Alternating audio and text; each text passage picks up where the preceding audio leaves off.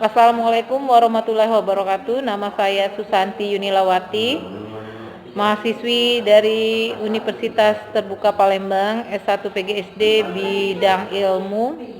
Saya akan mempresentasikan karya ilmiah saya. Selamat menyaksikan. Peningkatan hasil belajar bahasa Indonesia dengan materi membaca dongeng fabel melalui strategi Reading Aloud pada siswa kelas 2 SD Negeri 140 Palembang.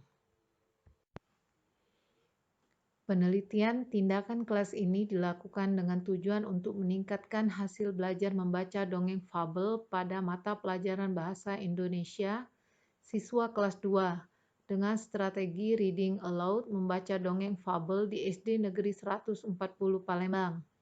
Eksekusi dilakukan dalam 2 siklus, yakni siklus pertama dan siklus kedua. Setiap siklus terdiri dari 4 langkah kegiatan, yaitu perencanaan, tindakan, observasi, dan refleksi.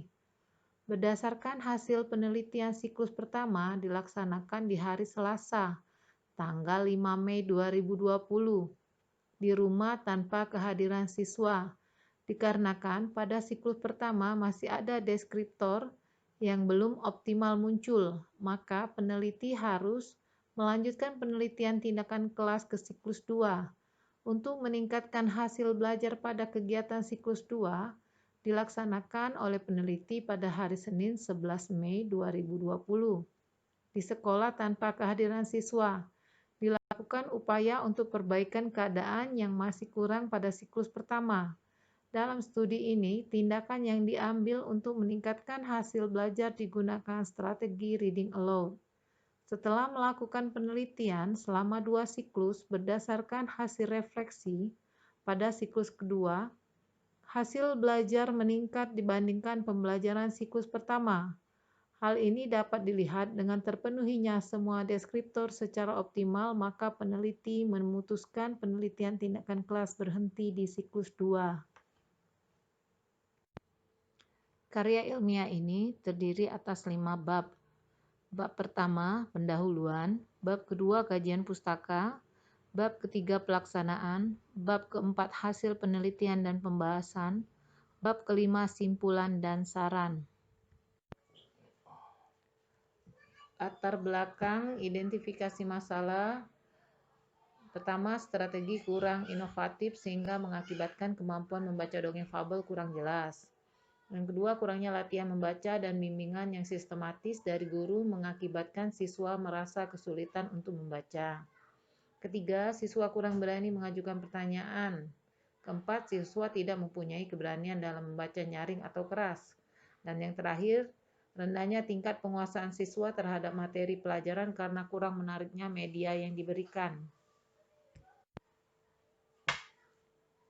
Dalam mencari tahu penyebab masalah, dengan melakukan refleksi pada saat pembelajaran berlangsung dan meminta bantuan teman sejawat dan berdiskusi dengan teman sejawat, dan terdapat faktor yang menyebabkan peserta didik kurang menguasai materi pelajaran yang diberikan oleh guru, yaitu siswa tidak bisa memahami isi dongeng sehingga mengalami kesulitan membaca isi dongeng dengan suara lantang atau keras. Siswa kurang berani mengajukan pertanyaan. Tingkat penguasaan siswa dalam memahami bahasa Indonesia dan mengembangkan kosakata masih rendah. Untuk meningkatkan penguasaan siswa terhadap materi pelajaran bahasa Indonesia dan mengembangkan kosakata dalam membaca. Serta yang ketiga, mengenai alternatif dan prioritas pemecahan masalah, yaitu menggunakan strategi Reading Aloud atau disebut juga dengan membaca dengan lantang atau membaca dengan suara keras. Menurut Melvin S. Silberman 2006 halaman 152 mengatakan strategi membaca dengan keras atau reading aloud, yaitu membaca suatu teks dengan keras ternyata dapat membantu siswa memfokuskan perhatian secara mental, menimbulkan pertanyaan-pertanyaan dan merangsang diskusi. Strategi tersebut mempunyai efek pada memusatkan perhatian dan membuat suatu kelompok yang kohesif. Berdasarkan latar belakang masalah di atas, rumusan masalah dalam penelitian ini sebagai berikut. yaitu peningkatan hasil belajar siswa melalui strategi reading aloud pada pembelajaran bahasa Indonesia materi membaca dongeng fabel kelas 2 di SD Negeri 140 Palembang. Tujuan dari penelitian ini adalah untuk mengetahui peningkatan hasil belajar siswa membaca dalam mata pelajaran bahasa Indonesia mengenai materi membaca dongeng fabel dengan menggunakan strategi reading aloud pada siswa kelas 2 SD Negeri 140 Palembang. Manfaat penelitian perbaikan pembelajaran yaitu ada dua, manfaat teoritis dan manfaat praktis. Pada bab 2, kajian pustaka terdiri dari A. Bahasa Indonesia, B. Strategi reading aloud, C. Hasil belajar. Berdasarkan dari pembelajaran bahasa Indonesia, maka disimpulkan bahwa pada dasarnya pembelajaran bahasa Indonesia berhubungan dengan membaca, namun kenyataannya siswa masih sulit dalam memahami bacaan dalam pelajaran bahasa Indonesia, apalagi dalam membaca. Berdasarkan observasi siswa yang diam dan menunduk serta berpura-pura melihat media buku dongeng, kenyataannya belum bisa membaca. Siswa kurang tertarik kalau hanya menggunakan media buku saja dan masih ada siswa yang tidak bisa menjawab pertanyaan yang diajukan oleh guru. Dan pelajaran bahasa Indonesia di bawah rata-rata KKM. Masalah tersebut selalu terjadi berulang-ulang pada pelajaran bahasa Indonesia. Mengingat pelajaran bahasa Indonesia dianggap seperti susah-susah gampang, namun kenyataannya pada anak kelas 2 SD Negeri 140 Palembang masih dianggap sulit dan memerlukan peningkatan hasil belajar bahasa Indonesia berdasarkan observasi yang diam dan menunduk pada saat belajar membaca dongeng fabel. Siswa tersebut ternyata berpura-pura paham dan mengerti padahal dia belum bisa membaca. Strategi reading aloud atau disebut juga membaca dengan lantang atau membaca dengan suara keras. Strategi ini dapat digunakan untuk memperkenalkan pelajaran bahasa Indonesia, memberikan pengenalan terhadap konsep-konsep baru, dan meningkatkan kosakata ilmu pengetahuan, percakapan, mengundang dan menghasilkan pertanyaan untuk diskusi dan investigasi. Model ilmiah berpikir, menyediakan konten untuk mendukung penyelidikan. Model pendekatan pemecahan masalah yang berbeda dengan ilmu pengetahuan yang dapat mendukung siswa dalam penyelidikan ilmiah mereka sendiri. Memeriksa ilustrasi berwarna dan foto-foto, mereka dapat menceritakan sebuah kisah di luar kata-kata di halaman. Melvin L. Silberman, tahun 2006, halaman 152, mengatakan strategi membaca dengan keras atau reading aloud, yaitu membaca suatu teks dengan keras, ternyata dapat membantu siswa memfokuskan perhatian secara mental, menimbulkan pertanyaan-pertanyaan, dan merangsang diskusi. Strategi tersebut mempunyai efek pada memusatkan perhatian dan membuat suatu kelompok yang kohesif, yang mana hasil belajar adalah kompetensi atau kemampuan tertentu baik kognitif, afektif maupun psikomotorik yang dicapai atau dikuasai peserta didik setelah mengikuti proses belajar mengajar. Kutipan Kunandar tahun 2014 halaman 11. Hasil belajar adalah perubahan perilaku siswa akibat belajar. Bab 3, pelaksanaan penelitian, perbaikan pembelajaran, terdiri dari A. Subjek, tempat, waktu, penelitian, pihak yang membantu. B. Desain prosedur, perbaikan pembelajaran. C. Teknik pengumpulan data. D. Teknik analisis data.